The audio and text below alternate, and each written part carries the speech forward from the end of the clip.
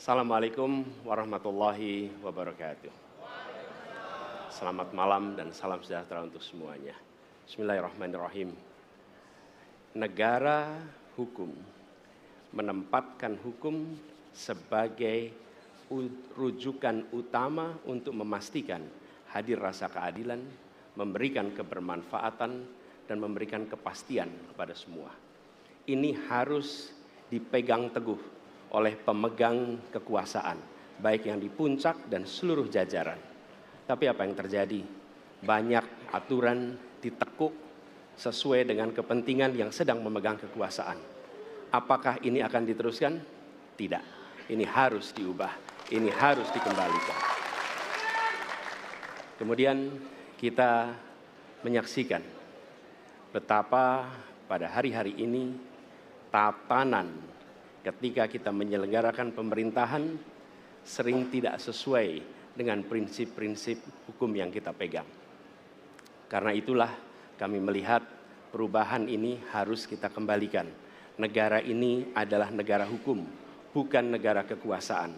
Dalam negara hukum, kekuasaan diatur oleh hukum.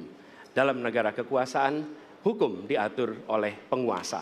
Dan kita tidak menginginkan itu terjadi. Pada saat ini, kalau kita lihat hukum itu harusnya tegak begini. Inilah hukum. Dalam kenyataannya, dia bengkok. Dia tajam ke bawah, dia tumpul ke atas. Dan kondisi ini tidak boleh didiamkan, tidak boleh dibiarkan, dan harus berubah. Karena itu kita mendorong perubahan. Mengembalikan hukum menjadi tegak kepada semuanya. Dan bila kita saksikan hari ini, ada satu orang milenial bisa menjadi calon wakil presiden. Tetapi ada ribuan milenial, generasi Z, yang peduli pada anak-anak bangsa, yang peduli pada mereka yang termarginalkan. Ketika mereka mengungkapkan pendapat, ketika mereka mengkritik pemerintah, justru mereka sering dihadapi dengan kekerasan, dihadapi dengan benturan, dan bahkan gas air mata. Apakah kondisi ini akan dibiarkan? Tidak, kita harus lakukan perubahan. Oleh karena itu, kami memperhatikan ini sebagai hal-hal yang mendasar.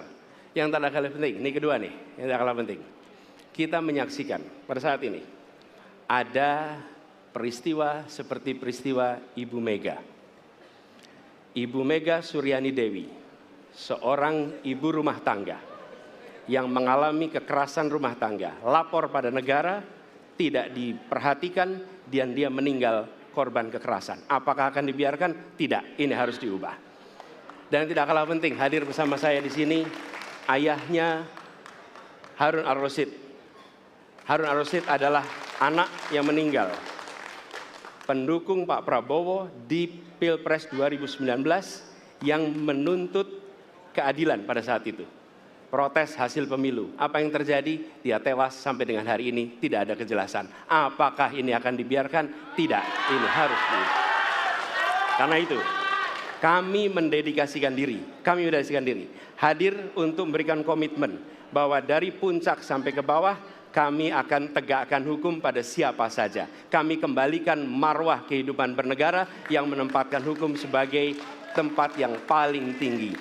Dan ketentuan itu berlaku kepada semua, termasuk ketika menyangkut urusan ASN, menyangkut urusan TNI dan Polri. Terima kasih. Assalamualaikum warahmatullahi wabarakatuh.